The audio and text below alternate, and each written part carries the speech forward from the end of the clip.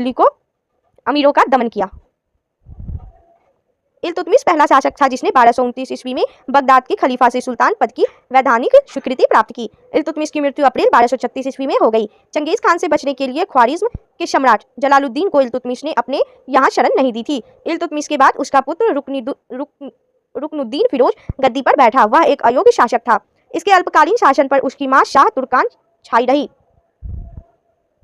शाह तुर्कान के अवांछित प्रभाव से परेशान होकर तुर्की अमीरों ने रुकनुद्दीन को हटाकर रजिया को सिंहासन पर आसीन किया। इस प्रकार रजिया बेगम प्रथम मुस्लिम महिला थी जिसने शासन का बागडोर संभाली।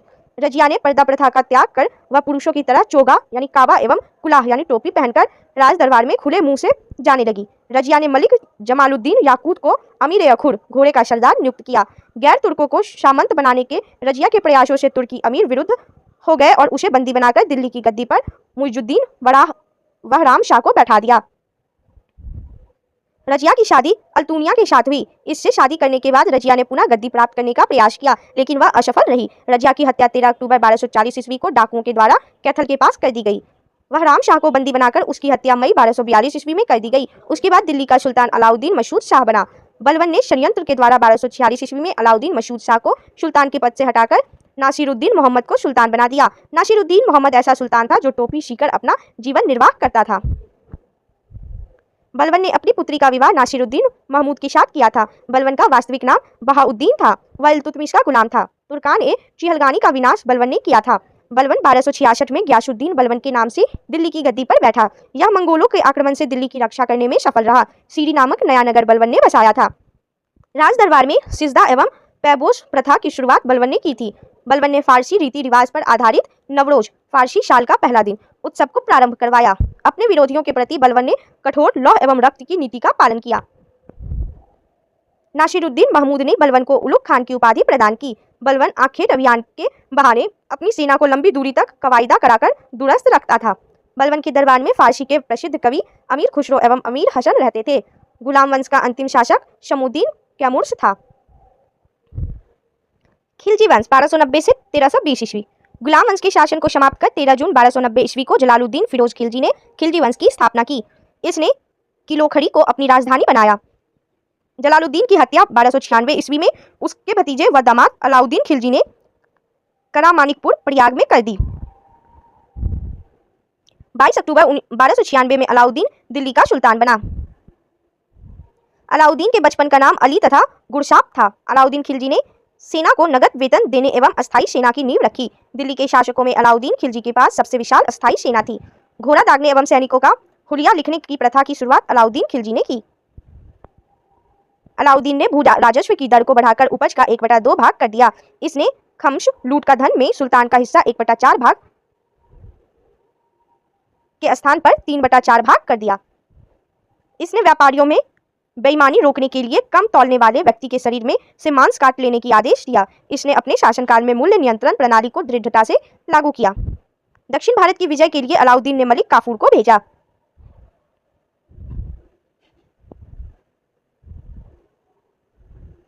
अमीर खुसरो का मूल नाम मोहम्मद हसन था। उसका जन्म पटियाली पश्चिमी उत्तर प्रदेश में बदायूं के पास में 1252 ईस्वी में हुआ था। खुसरो प्रसिद्ध सूफी संत शेख निजामुद्दीन औलिया के शिष्य थे। वह बलबन से लेकर मोहम्मद तुगलक तक दिल्ली सुल्तानों के दरबार में रहे। इन्हें तूतीय हिंद यानी भारत का तोता के नाम से भी जाना जाता है। सितार एवं तबले के आविष्कारक का श्रेय अमीर खुसरो को ही दिया जाता है। इन्होंने ही भारतीय संगीत में कव्वाली गायन को प्रचलित किया। साथ ही इन्हें कई प्रकार के आधुनिक रागों जैसे तिलक, साजगिरी, सरपादा आदि को प्रचलित करने का श्रेय प्राप्त है। इन्हें हिंदी खड़ी बोली का जनक भी कहा जाता है। बाजार नियंत्रण करने के लिए अलाउद्दीन खिलजी द्वारा बनाए जाने वाले नवीन पद कौन कौन से हैं देखेंगे। दीवान ए रियासत, यह व्यापारियों पर नियंत्रण रखता था। यह बाजार नियंत्रण की पूरी व्यवस्था का संचालन करता था। उसके बाद है शाहना ए मंडी, प्रत्येक बाजार में बाजार का अधीक्षक। बरीद, बाजार के अंदर घूमकर बाजार का निरीक्षण करता था। और मुनहियान व गुप्तचर गुप्त सूचना प्राप्त करता था। दक्षिण भारत की विजय के लिए अलाउद्दीन ने मलिक काफूर को भेजा। जमैयत खाना मस्जिद, अलाई दरवाजा, शीरी का किला व हजार खंभा महल का निर्माण अलाउद्दीन ने करवाया था। अलाई दरवाजा को इस्लामी वास्तुकाल का रत्न कहा जाता है। दैवी अधिकार के सिद्धांत को अलाउद्दीन ने चलाया था। सिकंदर ईशानी की उपाधि से स्वयं को अलाउद्दीन खिलजी ने विभूषित किया। अलाउद्दीन ने मलिक याकूब को दीवान ए रियासत नियुक्त किया था। अलाउद्दीन द्वारा नियुक्त परवाना नवीश नामक अधिकारी वस्तुओं की परमिट जारी करता था। शाहना ए मंडी, यहाँ खाद्यान्नों को बिक्री हेतु लाया जाता था। शरार ए अदल, यहाँ वस्त्र, शक्कर, जड़ी बूटी, मेवा, दीपक का तेल एवं अन्य निर्मित वस्तुएं बिकने के लिए आती थी। अलाउद्दीन खिलजी की आर्थिक नीति का व्यापक जानकारी जियाउद्दीन बर्नी की कृति तारीख फिरोज शाही से मिलती है। खजाइनुल फतूह अमीर खुसरो, रिहाल इब्न बतूता एवं फतूहस लातीन इशामी की कृति है। मूल्य नियंत्रण को सफल बनाने में मुहत्सिब, सेंसर एवं नाजीर नापतौल अधिकारी की महत्वपूर्ण भूमिका थी। राजस्व सुधारों के अंतर्गत अलाउद्दीन ने सर्वप्रथम मिल्क इनाम एवं वक्फ के अंतर्गत दी गई भूमि को वापस लेकर उसे खालसा भूमि में बदल दिया। अलाउद्दीन खिलजी के द्वारा लगाए जाने वाले दो नवीन कर थे। पहला चराई कर, जो दुधारू पशुओं पर लगाया जाता था, और दूसरा गढ़ी कर, जो घोड़ों एवं झोपड़ी पर लगाया जाता था। अलाउद्दीन खिलजी के शासनकाल में 1297 से 1306 ईस्वी तक मंगोलों के 6 आक्रमण हुए। प्रथम आक्रमण 1297 ईस्वी में कादर खां के नेतृत्व में, दूसरा आक्रमण 1298 ईस्वी में शल्दी के नेतृत्व में और तीसरा आक्रमण 1299 ईस्वी में कुतुलुक ख्वाजा के नेतृत्व में। चौथा आक्रमण 1303 ईस्वी में तारगी के नेतृत्व में, पांचवा आक्रमण 1305 ईस्वी में अली बेग और तारताक के नेतृत्व में एवं छठा आक्रमण 1306 ईस्वी में कवक ए इकबाल मंद के नेतृत्व में हुआ। अलाउद्दीन खिलजी की मृत्यु 5 जनवरी 1316 ईस्वी को हो गई। कुतुबुद्दीन मुबारक खिलजी 1316 ईस्वी को दिल्ली के सिंहासन पर बैठा। इसे नग्न स्त्री पुरुष की संगत पसंद थी। मुबारक खिलजी कभी कभी राज दरबार में स्त्रियों का वस्त्र पहनकर आ जाता था। बर्नी के अनुसार मुबारक कभी कभी नग्न होकर दरबारियों के बीच दौड़ा करता था। मुबारक खान ने खलीफा की उपाधि धारण की थी। मुबारक के वजीर खुसरो खान ने 15 अप्रैल 1320 ईस्वी को इसकी हत्या कर दी और स्वयं दिल्ली के सिंहासन पर बैठा। खुसरो खान ने पैगंबर के सेनापति की उपाधि धारण की। तुगलक वंश 1320 से 1398 ईस्वी। 5 सितंबर 1320 को खुसरो खान को पराजित करके गाजी मलिक या तुगलक गाजी गियासुद्दीन तुगलक के नाम से 8 सितंबर 1320 को दिल्ली के सिंहासन पर बैठा। गियासुद्दीन ने अलाउद्दीन के समय में लिए गए अमीरों की भूमि को पुनः लौटा दिया। इसने सिंचाई के लिए कुएं एवं नहरों का निर्माण करवाया। संभवतः नहरों का निर्माण करने वाला गियासुद्दीन प्रथम शासक था। मोहम्मद बिन तुगलक द्वारा क्रियान्वित क्रमशः 4 योजनाएं कौन कौन सी है? पहला, दोआब क्षेत्र में कर वृद्धि 1326 से 27 ईस्वी में। दूसरा योजना है राजधानी परिवर्तन 1326 से 27 ईस्वी। तीसरा है सांकेतिक मुद्रा का प्रचलन 1329 से 30 ईस्वी और चौथा है खुरासन एवं कराचील का अभियान। गियासुद्दीन तुगलक ने दिल्ली के समीप स्थित पहाड़ियों पर तुगलकाबाद नाम का एक नया नगर स्थापित किया। रोमन शैली में निर्मित इस नगर में एक दुर्ग का निर्माण भी हुआ। इस दुर्ग को छप्पन कोट के नाम से भी जाना जाता है। गियासुद्दीन तुगलक की मृत्यु 1325 ईस्वी में बंगाल के अभियान से लौटते समय जूना खान द्वारा निर्मित लकड़ी के महल में दबकर हो गई। गियासुद्दीन के बाद उलुग खान या जूना खान मोहम्मद बिन तुगलक के नाम से 1325 में दिल्ली के सिंहासन पर बैठा। मध्यकालीन सभी सुल्तानों ने मोहम्मद तुगलक सर्वाधिक शिक्षित, विद्वान एवं योग्य व्यक्ति था। मोहम्मद बिन तुगलक को अपनी शनक भरी योजनाओं, क्रूर कृत्यों एवं दूसरे के सुख दुख के प्रति उपेक्षा भाव रखने के कारण स्वप्नशील, पागल एवं रक्त पिपासु कहा गया। मोहम्मद बिन तुगलक ने कृषि के विकास के लिए अमीर ए कोही नामक एक नवीन विभाग की स्थापना की। मोहम्मद बिन तुगलक ने अपनी राजधानी दिल्ली से देवगिरी में स्थानांतरित की और इसका नाम दौलताबाद रखा। मोहम्मद बिन तुगलक अपने प्रत्येक मलिक के सम्मान में 2 पोशाक दिया करता था, एक जाड़े में और दूसरा गर्मी में। कहा जाता है कि डाक प्रबंधों के द्वारा मोहम्मद बिन तुगलक के लिए ताजे फल यानी खुरासन से एवं पीने के लिए गंगा जल मंगवाया जाता था। सांकेतिक मुद्रा के अंतर्गत मोहम्मद बिन तुगलक ने कांशा, परिस्ता के अनुसार तांबा, बर्नी के अनुसार धातुओं के सिक्के चलवाए, जिनका मूल्य चांदी के रुपए टांका के बराबर होता था। एडवर्ड थॉमस ने मोहम्मद बिन तुगलक को प्रिंस ऑफ मनियर्स की संज्ञा दी। नोट देखेंगे, सांकेतिक मुद्रा का प्रयोग चीन के कुबलई खान एवं ईरान के गजन खान नामक एक मंगोल शासक ने भी किया था। एक बार फिर से देखेंगे, सांकेतिक मुद्रा का प्रयोग चीन के कुबलई खान एवं ईरान के गजन खान नामक एक मंगोल शासक ने भी किया था। अफ्रीकी मोरक्को यात्री इब्न बतूता लगभग 1333 ईस्वी में भारत आया। सुल्तान ने इसे दिल्ली का काजी नियुक्त किया। 1342 ईस्वी में सुल्तान ने इसे अपने राजदूत के रूप में चीन भेजा। इब्न बतूता की पुस्तक रेहला में मोहम्मद तुगलक के समय की घटनाओं का वर्णन है। इसने अपनी पुस्तक में विदेशी व्यापारियों के आवागमन, डाक चौकियों की स्थापना यानी डाक व्यवस्था एवं गुप्तचर व्यवस्था के बारे में लिखा है। इसने नगारों की भारी ध्वनि के बीच एक स्त्री को सती होने के दृश्य का वर्णन किया। इसके कथानुसार सती होने के लिए सुल्तान की अनुमति लेनी पड़ती थी। मोहम्मद तुगलक के समय जिया नक्शवी पहला व्यक्ति था जिसने संस्कृत कथाओं की एक श्रृंखला का फारसी में अनुवाद किया था। इस पुस्तक का नाम तूतीनामा था, जिसमें एक तोता एक ऐसी विरहिणी नायिका को कहानी सुनाता है जिसका पति यात्रा पर गया है। मोहम्मद तुगलक ने जीन प्रभु शूरी नामक जैन साधु को अपने दरबार में बुलाकर सम्मान प्रदान किया था।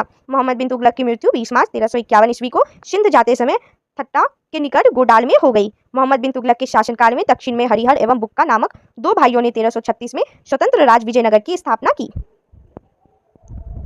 महाराष्ट्र में अलाउद्दीन बहमन शाह ने 1347 ईस्वी में स्वतंत्र बहमनी राज्य की स्थापना की। मोहम्मद बिन तुगलक की मृत्यु पर इतिहासकार बदायूनी लिखता है, अंततः लोगों को उससे मुक्ति मिली और उसे लोगों से। मोहम्मद बिन तुगलक शेख अलाउद्दीन का शिष्य था। वह सल्तनत का पहला शासक था जो अजमेर में शेख मुइनुद्दीन चिश्ती की दरगाह और बहराइच के सालार मसूद गाजी के मकबरे में गया।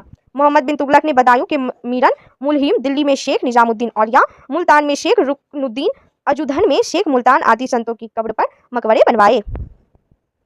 फिरोज तुगलक का राज्याभिषेक ठट्टा के नजदीक 20 मार्च 1351 को हुआ। पुनः फिरोज का राज्याभिषेक दिल्ली में अगस्त 1351 को हुआ। खलीफा द्वारा इसे काशिम अमीर उल मोमिन की उपाधि दी गई। राजस्व व्यवस्था के अंतर्गत फिरोज ने अपने शासनकाल में 24 कष्टदायक करों को समाप्त कर केवल 4 कर खराज यानी लगान, खुम्स युद्ध में लूट का माल, जजिया एवं जकात को वसूल करने का आदेश दिया। फिरोज तुगलक ब्राह्मणों पर जजिया लागू करने वाला पहला मुसलमान शासक था। फिरोज तुगलक ने एक नया सिंचाई कर भी लगाया जो उपज का 1/10 भाग था। फिरोज तुगलक ने 5 बड़ी नहरों का निर्माण करवाया। फिरोज तुगलक ने 300 नए नगरों की स्थापना की। इनमें हिसार, फिरोजाबाद, दिल्ली, फतेहाबाद, जौनपुर, फिरोजपुर प्रमुख है। इसके शासनकाल में खिजराबाद, टोपड़ा गांव एवं मेरठ से अशोक के 2 स्तंभों को लाकर दिल्ली में स्थापित किया गया। सुल्तान फिरोज तुगलक ने अनाथ मुस्लिम महिलाओं, विधवाओं एवं लड़कियों को की सहायता के लिए एक नए विभाग दीवान-ए-खैरात की स्थापना की। सल्तनतकालीन सुल्तानों के शासनकाल में सबसे अधिक दासों की संख्या करीब 1,80,000 फिरोज तुगलक के समय में थी। दासों की देखभाल के लिए फिरोज ने एक नए विभाग दीवान-ए-बंदगान की स्थापना की। इसने सैन्य पदों को वंशानुगत बना दिया। इसने अपनी आत्मकथा फतुहात-ए-फिरोज शाही की रचना की। इसने जियाउद्दीन बर्नी एवं शम्स-ए-सिराज अफीफ को अपना संरक्षण प्रदान किया। इसने ज्वालामुखी मंदिर के पुस्तकालय से लूटे गए 1300 ग्रंथों में से कुछ को फारसी में विद्वान उपाउद्दीन द्वारा दिलायते फिरोज शाही नाम से अनुवाद करवाया। इसने चांदी एवं तांबे के मिश्रण से निर्मित सिक्के भारी संख्या में जारी करवाए, जिसे अद्धा एवं विक कहा जाता था। फिरोज तुगलक की मृत्यु सितंबर 1388 ईस्वी में हो गई। फिरोज काल में निर्मित खान-ए-जहां तेलंगानी के मकबरा की तुलना जेरूशलम में निर्मित उमर के मस्जिद से की जाती है। सुल्तान फिरोज तुगलक ने दिल्ली में कोटला फिरोज शाह दुर्ग का निर्माण करवाया। तुगलक वंश का अंतिम शासक नासिरुद्दीन मोहम्मद तुगलक था। इसका शासन दिल्ली के पालम तक ही रह गया था। तैमूरलंग ने सुल्तान नासिरुद्दीन महमूद तुगलक के समय 1398 ईस्वी में दिल्ली पर आक्रमण किया। नासिरुद्दीन के समय में ही मलिक कुशर्क पूर्वाधिपति की उपाधि धारण कर एक हिजरा मलिक सरवर ने जौनपुर में एक स्वतंत्र राज्य की स्थापना की। सैयद वंश 1414 से 1451 ईस्वी। सैयद वंश का संस्थापक खिज खान था। इसने सुल्तान की उपाधि न धारण कर अपने को रैयत-ए-आला की उपाधि से ही खुश रखा। खिज खान तैमूरलंग का सेनापति था। भारत से लौटते समय तैमूरलंग ने खिज खान को मुल्तान, लाहौर एवं दीपालपुर का शासक नियुक्त किया। खिज खान नियमित रूप से तैमूर के पुत्र शाहरुख को कर भेजता था। खिज खान की मृत्यु 20 मई 1421 ईस्वी में हो गई। खिज खान के पुत्र मुबारक खान ने शाह की उपाधि धारण की थी। याहिया बिन अहमद सरहिंद को मुबारक शाह का संरक्षण प्राप्त था। इसकी पुस्तक तारीख-ए-मुबारक शाही में सैयद वंश के विषय में जानकारी मिलती है। यमुना के किनारे मुबारकाबाद की स्थापना मुबारक शाह ने की थी। सैयद वंश का अंतिम सुल्तान अलाउद्दीन आलम शाह था। सैयद वंश का शासन करीब 37 वर्षों तक रहा। इसके बाद है लोधी वंश 1451 से 1526 ईस्वी तक। लोधी वंश का संस्थापक बहलोल लोधी था। वह 19 अप्रैल 1451 को बहलोल शाह गाजी की उपाधि से दिल्ली के सिंहासन पर बैठा। दिल्ली पर प्रथम अफगान राज्य की स्थापना का श्रेय बहलोल लोधी को दिया जाता है। बहलोल लोधी ने बहलोल सिक्के का प्रचलन करवाया। वह अपने सरदारों को मकसद-ए-अली कहकर पुकारता था। वह अपने सरदारों के खड़े रहने पर स्वयं भी खड़ा रहता था। बहलोल लोधी का पुत्र निजाम खान 17 जुलाई 1489 ईस्वी में सुल्तान सिकंदर शाह की उपाधि से दिल्ली के सिंहासन पर बैठा। 1504 ईस्वी में सिकंदर लोधी ने आगरा शहर की स्थापना की। भूमि के लिए मापन के प्रमाणिक पैमाना गजे सिकंदरी का प्रचलन सिकंदर लोधी ने किया। गुलरुखी शीर्षक से फारसी कविताएं लिखने वाला सुल्तान सिकंदर लोधी था। सिकंदर लोधी ने आगरा को अपनी नई राजधानी बनाया। इसके आदेश पर संस्कृत के एक आयुर्वेद ग्रंथ का फारसी में फरहंगे सिकंदरी के नाम से अनुवाद हुआ। इसने नगरकोट के ज्वालामुखी मंदिर की मूर्ति को तोड़कर उसके टुकड़ों को कसाईयों को मांस तौलने के लिए दे दिया था। इसने मुसलमानों को ताजिया निकालने एवं मुसलमान स्त्रियों को पीरों तथा संतों के मजार में जाने पर प्रतिबंध लगा दिया। गले की बीमारी के कारण सिकंदर लोधी की मृत्यु 21 नवंबर 1517 को हो गई। इसी दिन इसका पुत्र इब्राहिम शाह की उपाधि से आगरा के सिंहासन पर बैठा। संभवतः दिल्ली के सुल्तानों में सिकंदर लोधी प्रथम सुल्तान था जो हिंदुओं के त्योहारों मुख्यतया होली में भाग लेता था। नोट: दिल्ली की मोट मस्जिद सिकंदर लोधी के प्रधानमंत्री यानी वजीर मियां भोइया ने 1505 में बनवाई थी। 21 अप्रैल 1526 ईस्वी को पानीपत के प्रथम युद्ध में इब्राहिम लोदी बाबर से हार गया। इस युद्ध में वह मारा गया। बाबर को भारत पर आक्रमण के लिए निमंत्रण पंजाब के शासक दौलत खान लोदी एवं इब्राहिम लोदी के चाचा आलम खान ने दिया था। सल्तनतकालीन शासन व्यवस्था। केंद्रीय प्रशासन का मुखिया सुल्तान बलबन एवं अलाउद्दीन के समय अमीर प्रवाहहीन हो गए। अमीरों का महत्व चरमोत्कर्ष पर था। लोदी वंश के शासनकाल में सल्तनत काल में मंत्रिपरिषद को मजलिस ए खलवत कहा गया। मजलिस ए खास में मजलिस ए खलवत की बैठक होती थी। बार ए खास इसमें सुल्तान सभी दरबारियों, खानों, अमीरों, मलिकों और अन्य रईसों को बुलाता था। बार ए आजम सुल्तान राजकीय कार्यों का अधिकांश भाग पूरा करता था। मंत्री एवं उससे संबंधित विभाग। चलिए देखते हैं मंत्री और उनके विभाग। वजीर प्रधानमंत्री राजस्व विभाग का प्रमुख होता था। वजीर यानी प्रधानमंत्री राजस्व विभाग का प्रमुख होता था। मुशरीफ ए मुमालिक प्रांतों एवं अन्य विभागों से प्राप्त आय एवं व्यय का लेखा जोखा देखता था। मुशरीफ ए मुमालिक का काम था प्रांतों एवं अन्य विभागों से प्राप्त आय एवं व्यय का लेखा जोखा रखना। मजूमदार उधार दिए गए धन का हिसाब रखना। मजूमदार का काम था उधार दिए गए धन का हिसाब रखना। खजीन का कार्य था, यह कोषाध्यक्ष होते थे। खजीन कोषाध्यक्ष होते थे। आरिज ए मुमालिक दीवान ए अर्ज अथवा सैन्य विभाग का प्रमुख होता था। आरिज ए मुमालिक दीवान ए अर्ज अथवा सैन्य विभाग का प्रमुख होता था। सद्र उश शुदूर धर्म विभाग एवं दान विभाग का प्रमुख होता था। सद्र उश शुदूर धर्म विभाग एवं दान विभाग का प्रमुख होता था। काजी उल कजात सुल्तान के बाद न्याय का सर्वोच्च अधिकारी। काजी उल कजात सुल्तान के बाद न्याय का सर्वोच्च अधिकारी था। वरीद ए मुमालिक गुप्तचर विभाग का प्रमुख अधिकारी होता था। वरीद ए मुमालिक गुप्तचर विभाग का प्रमुख अधिकारी होता था। वकील ए दर सुल्तान की व्यक्तिगत सेवाओं का देखभाल करता था। वकील ए दर सुल्तान की व्यक्तिगत सेवाओं का देखभाल करता था। दीवान ए खैरात दान विभाग था। दीवान ए खैरात दान विभाग था। दीवान ए बंदगान दास विभाग था। दीवान ए बंदगान दास विभाग था। दीवान ए इस्तिहाक पेंशन विभाग था। दीवान ए इस्तिहाक पेंशन विभाग। सल्तनत काल में दीवान रियासत धार्मिक मामलों, पवित्र स्थानों तथा योग्य विद्वानों और धर्मपरायण लोगों को वजीफा देता था। इसका अध्यक्ष प्रमुख सदर होता था, जो साधारणतः प्रधान काजी होता था। यह न्याय विभाग का भी अध्यक्ष होता था।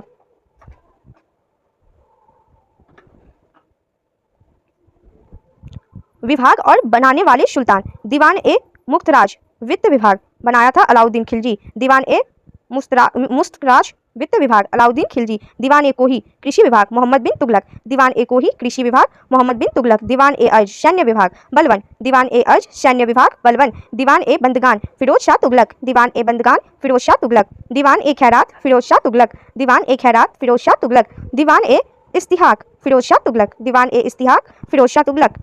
दीवान ए इंसान नामक विभाग राज्य के पत्राचार से संबंध रखता था। साम्राज्य के विभिन्न भागों में चल रही गतिविधियों की पूर्ण जानकारी के लिए दूतों की नियुक्ति की जाती थी। ये दूत वरीद कहलाते थे। शासक के सबसे ज्यादा विश्वास पात्र लोग ही मुख्य वरीद के पद पर नियुक्त किए जाते थे। लोक निर्माण विभाग की स्थापना फिरोज तुगलक ने की थी। यह विभाग नहरों तथा सार्वजनिक भवनों का निर्माण करता था। सल्तनत अनेक प्रांतों में बटा हुआ था, जिसे इक्ता या सूबा कहा जाता था। यहाँ का शासन नायब या वली या मुक्ति द्वारा होता था। इक्ताओं को शिकों यानी जिलों में विभाजित किया गया था, जहाँ का प्रमुख अधिकारी शिकदार होता था, जो एक सैनिक अधिकारी था। राजस्व कर व्यवस्था। उश्र मुसलमानों से लिया जाने वाला भूमि कर। खराज गैर मुसलमानों से लिया जाने वाला भूमि कर। जकात मुसलमानों पर धार्मिक कर, संपत्ति का 40वां हिस्सा। जजिया गैर मुसलमानों पर धार्मिक कर। नोट देख लीजिए।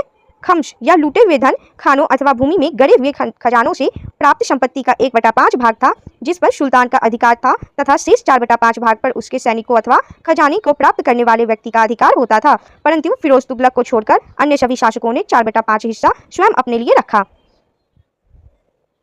सुल्तान सिकंदर लोदी ने गड़े हुए खजानों में से कोई हिस्सा नहीं लिया। सिखों को परगनों में विभाजित किया गया था। आमिल परगनी का मुख्य अधिकारी था और मुशरीफ लगान को निश्चित करने वाला अधिकारी। एक शहर या 100 गांवों के शासन की देखरेख अमीर ए शदा नामक अधिकारी करता था। प्रशासन की सबसे छोटी इकाई ग्राम होता था। ग्राम में सबसे अधिक प्रभावशाली लोग खुद यानी छोटे जमींदार और मुकद्दम मुखिया होते थे। ग्राम का एक पटवारी होता था। सुल्तान की अस्थायी सेना को खास खेल नाम दिया गया था। मंगोल सेना के वर्गीकरण की दशमलव प्रणाली को सल्तनत कालीन सैन्य व्यवस्था का आधार बनाया गया था। सल्तनत काल में बारूद की सहायता से गोला फेंकने वाली मशीन को मंगलिक तथा अर्रात कहा जाता था। 10 अश्वारोही बराबर होता था एक सर ए खेल के। 10 अश्वारोही बराबर एक सर ए खेल। 10 सर ए खेल बराबर होता था एक शिप सालार।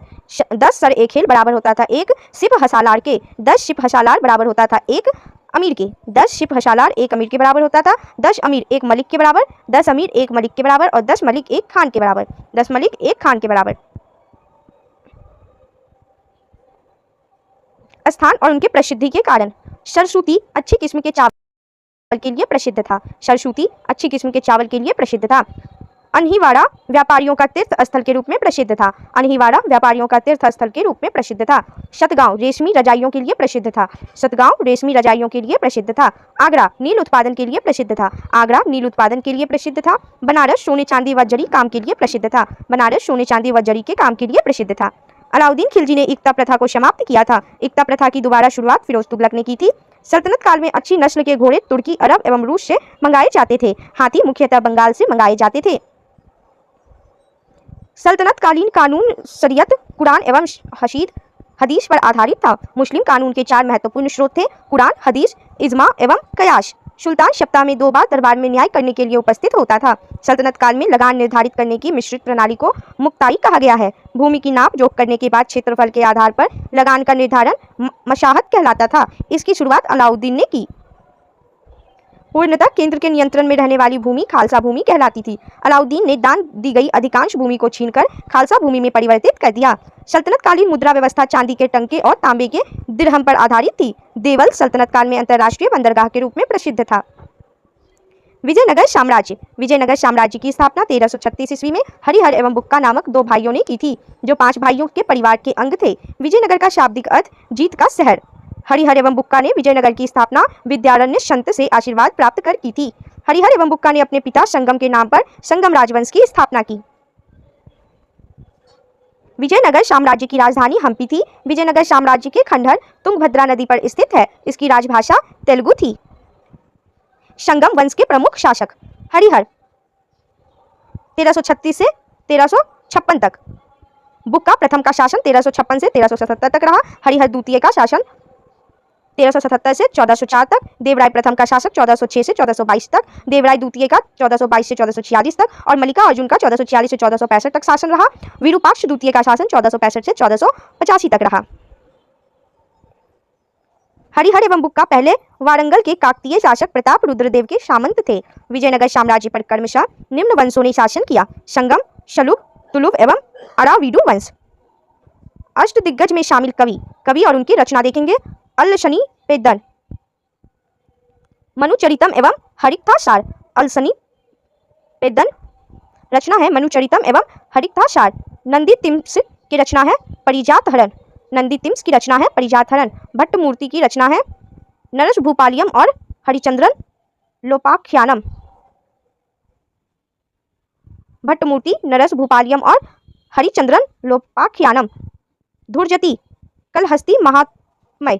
धुर्जति कलहस्ती महात्म्य। मल्लन राजशेखर रचित। मल्लन राजशेखर रचित। अच्युतराज रामचंद्र शकल कथा सार संग्रह एवं रमाव्युद्यम। अच्युतराज रामचंद्र शकल कथा सार संग्रह एवं रमाव्युद्यम। पिंगाली शूरत राघव पांड्य। पिंगाली शूरत राघव पांड्य। तेनाली रामकृष्णन पांडुरंग महात्म्य। तेनाली रामकृष्णन पांडुरंग महात्म्य। बुक्का प्रथम ने वेदमार्ग प्रतिष्ठापक की उपाधि धारण की। हरिहर द्वितीय ने संगम शासकों में सबसे पहले महाराजाधिराज की उपाधि धारण की थी। इटली की यात्रा निकोलो कॉन्टी विजयनगर की यात्रा पर देवराय प्रथम के शासनकाल में आया। इसने दास प्रथा के बारे में विस्तृत वर्णन किया है। तेलुगु के 5 महाकाव्य देखेंगे कौन कौन है महाकाव्य और उनके रचनाकार। आमुक्त माल्यद के रचनाकार कृष्णदेव राय हैं। आमुक्त माल्यद के रचनाकार कृष्णदेव राय हैं। मनुचरितम के रचनाकार अलसनी पेद्दन है। मनुचरितम के रचनाकार अलसनी पेद्दन है। वसुचरित के रचनाकार भट्टमूर्ति हैं। वसुचरित के रचनाकार भट्टमूर्ति हैं। राघव पांडवियमु के रचनाकार पिंगली शूरत है। राघव पांडवियमु के रचनाकार पिंगली शूरत है। पांडुरंग महात्म्य के रचनाकार तेनाली रामकृष्णन है। पांडुरंग महात्म्य के रचनाकार तेनाली रामकृष्णन है। देवराय प्रथम ने तुंगभद्रा नदी पर एक बांध बनवाया ताकि जल की कमी दूर करने के लिए नगर में नहरें ला सके। सिंचाई के लिए उसने हरिद्रा नदी पर भी बांध बनवाया। संगम वंश का सबसे प्रतापी राजा देवराय द्वितीय था। इसे इमाडी देवराय भी कहा जाता था।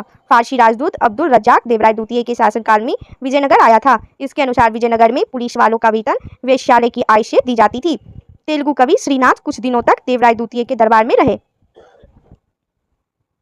फरिश्ता के अनुसार देवराय द्वितीय ने अपनी सेना में 2000 मुसलमानों को भर्ती किया था एवं उन्हें जागीरें दी थी। एक अभिलेख में देवराय द्वितीय को जगबेटकर हाथियों का शिकारी कहा गया है। देवराय द्वितीय ने संस्कृत ग्रंथ महानाटक सुधानिधि एवं ब्रह्मसूत्र पर भाष्य लिखा। मल्लिकार्जुन को प्रौढ़ देवराय भी कहा जाता था। शालूब नरसिंह ने विजयनगर में दूसरे राजवंश सालुब वंश 1485 से 1506 ईस्वी तक की स्थापना की। तुलुप वंश 1505 से 1565 ईस्वी की स्थापना वीर नरसिंह ने की थी। तुलुप वंश का महान शासक कृष्णदेव राय था। वह 8 अगस्त 1509 ईस्वी को शासक बना। शालूब तिम्मा कृष्णदेव राय का योग्य मंत्री एवं सेनापति था। बाबर ने अपनी आत्मकथा बाबरनामा में कृष्णदेव राय को भारत का सर्वाधिक शक्तिशाली शासक बताया। कृष्णदेव राय के शासनकाल में पुर्तगाली यात्री डोमिगोस पायस विजयनगर आया था। कृष्णदेव राय के दरबार में तेलुगु साहित्य के 8 सर्वश्रेष्ठ कवि रहते थे, जिन्हें अष्टदिग्गज कहा जाता था। अष्टदिग्गज तेलुगु कवियों में अल्लसनी पेद्दन सर्वप्रमुख था, जो संस्कृत एवं तेलुगु दोनों भाषाओं का विद्वान था। इसे तेलुगु कविता का पितामह व आंध्र कविता का पितामह की उपाधि प्राप्त थी। उसके शासनकाल को तेलुगु साहित्य का क्लासिक युग कहा गया है। कृष्णदेव राय ने तेलुगु में अमुक्त माल्याद एवं संस्कृत में जामवती, कल्याणम और उषा परिणय की रचना की। विजयनगर साम्राज्य में नंदिनागढ़ी लिपि का प्रयोग होता था। नागलपुर नामक नए नगर, हजाराराम एवं विठल स्वामी मंदिर का निर्माण कृष्णदेव राय ने करवाया था। इसके अतिरिक्त कृष्णदेव राय ने चिदम्बरम मंदिर, अंबारम में पार्वती का मंदिर एवं कांचीपुरम में वरदराज एवं एकम्बरनाथ मंदिर का निर्माण करवाया। कृष्णदेव राय की मृत्यु 1529 ईस्वी में हो गई।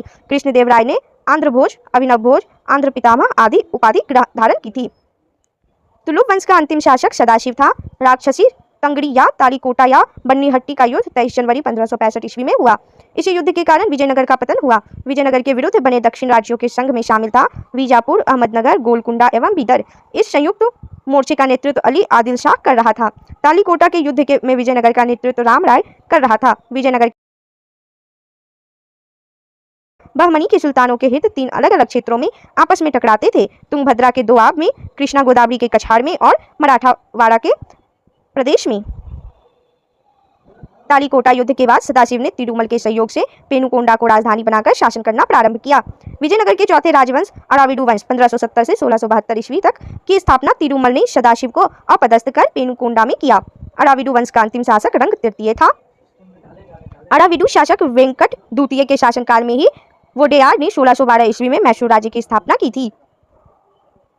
विजयनगर साम्राज्य की प्रशासनिक इकाई का क्रम घटते हुए इस प्रकार था: प्रांत, मंडल, कोट्टम या वलनाडु, जिला, नाडु, मेला ग्राम, 50 ग्राम का समूह और फिर उड़ यानी ग्राम। विजयनगर कालीन सेना नायकों को नायक कहा जाता था। ये नायक वस्तुतः भूसामंत थे, जिन्हें राजा वेतन के बदले अथवा उनकी अधीनस्थ सेना के रखरखाव के लिए विशेष भूखंड देता था, जो अमरम कहलाता था। आयंगर व्यवस्था प्रशासन को सुचारू रूप से संचालित करने के लिए प्रत्येक ग्राम को एक स्वतंत्र इकाई के रूप में संगठित किया गया था। इन ग्रामीण इकाइयों पर शासन हेतु 12 प्रशासकीय अधिकारियों की नियुक्ति की जाती थी, जिनको सामूहिक रूप से आयंगर कहा जाता था। ये अवैतनिक होते थे। इनकी सेवाओं के बदले सरकार इन्हें पूर्णतः लगान मुक्त व कर मुक्त भूमि प्रदान करती थी। इनका पद आनुवांशिक होता था। वह इस पद को बेच या गिरवी रख सकता था। ग्राम स्तर की कोई भी संपत्ति इन अधिकारियों की इजाजत के बगैर ना तो बेची जा सकती थी और ना ही दान में दी जा सकती थी। विजयनगर आने वाला प्रमुख विदेशी यात्री, देश, काल और शासक। निकोलो कोंटी इटली से आया था 1420 ईस्वी में, देवराय प्रथम के शासनकाल में। निकोलो कोंटी इटली का था जो 1420 में आया था देवराय प्रथम के शासनकाल में। अब्दुल रजाक फारस से आया था 1442 ईस्वी में, देवराय द्वितीय के शासनकाल में। अब्दुल रजाक फारस से आया था 1442 ईस्वी में, देवराय द्वितीय के शासनकाल में। नूनीच पुर्तगाल से आया था 1535 ईस्वी में, अच्युत राय के शासनकाल में। नूनीच पुर्तगाल से आया था 1535 ईस्वी में, अच्युत राय के शासनकाल में। डोमिंग पायस पुर्तगाल से आया था 1515 ईस्वी में, कृष्णदेव राय के शासनकाल में। डोमिंग पायस पुर्तगाल से आया था 1515 ईस्वी में, कृष्णदेव राय के शासनकाल में। बारबोसा पुर्तगाल से आया था 1515-16 ईस्वी में, कृष्णदेव राय के शासनकाल में।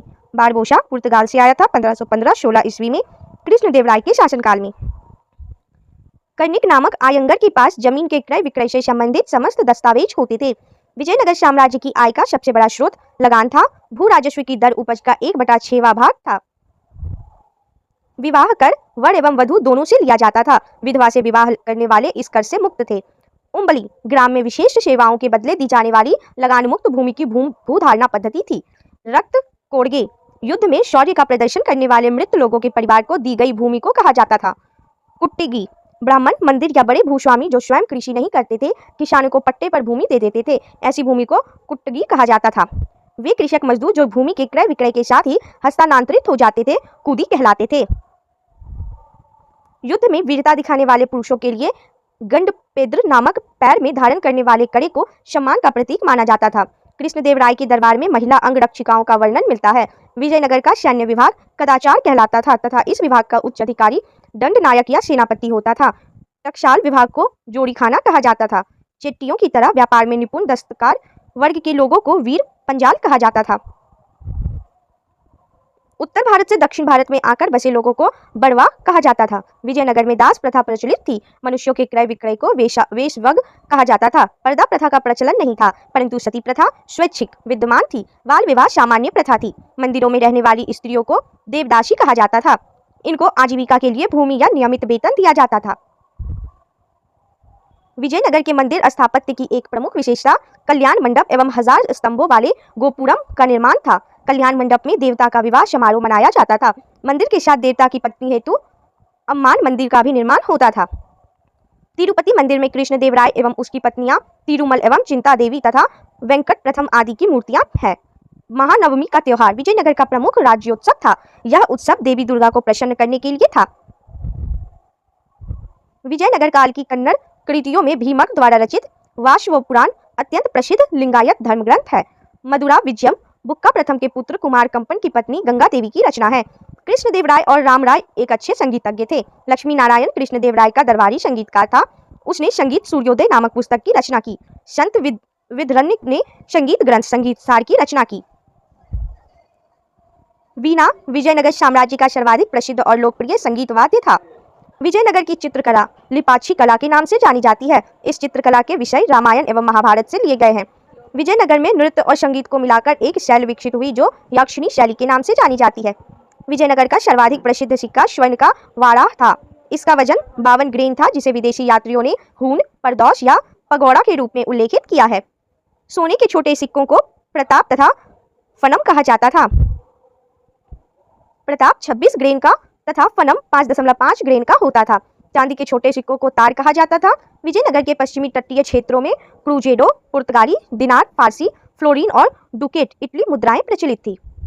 बहमनी राज्य मोहम्मद बिन तुगलक के शासनकाल में 1347 ईस्वी में हसन गंगू ने बहमनी राज्य की स्थापना की। वह अलाउद्दीन हसन बहमन शाह के नाम से सिंहासन पर बैठा और गुलबर्गा को अपनी राजधानी बनाया। इसकी राजभाषा मराठी थी। इसने अपने साम्राज्य को 4 प्रांतों में गुलबर्गा, दौलताबाद, बरार एवं बीदर में बांटा। इसकी मृत्यु 11 फरवरी 1358 ईस्वी को हो गई। अलाउद्दीन हसन के पश्चात उसका पुत्र मोहम्मद शाह प्रथम सुल्तान बना। इसके काल में ही सबसे पहले बारूद का प्रयोग बुक्का के विरुद्ध में हुआ। बहमनी वंश के प्रमुख शासक कौन कौन थे? मोहम्मद शाह प्रथम, जिनका शासनकाल 1358 से 1375 तक रहा। मोहम्मद शाह प्रथम 1358 से 1375 तक इनका शासनकाल रहा। अलाउद्दीन मुजाहिद शाह 1375 से 1378 तक शासक रहे। अलाउद्दीन मुजाहिद शाह 1375 से 1378 तक शासक रहे। दाऊद प्रथम 1378 में शासक रहे। दाऊद प्रथम 1378 में शासक रहे। मोहम्मद शाह द्वितीय 1378 से 1397 तक शासक रहे। मोहम्मद शाह द्वितीय 1378 से 1397 तक शासक रहे। ताज उद्दीन फिरोज 1397 से 1442 तक शासक रहे। ताज उद्दीन फिरोज 1397 से 1422 तक शासक रहे। शिहाबुद्दीन अहमद प्रथम 1422 से 1436 तक शासक रहे। शिहाबुद्दीन अहमद प्रथम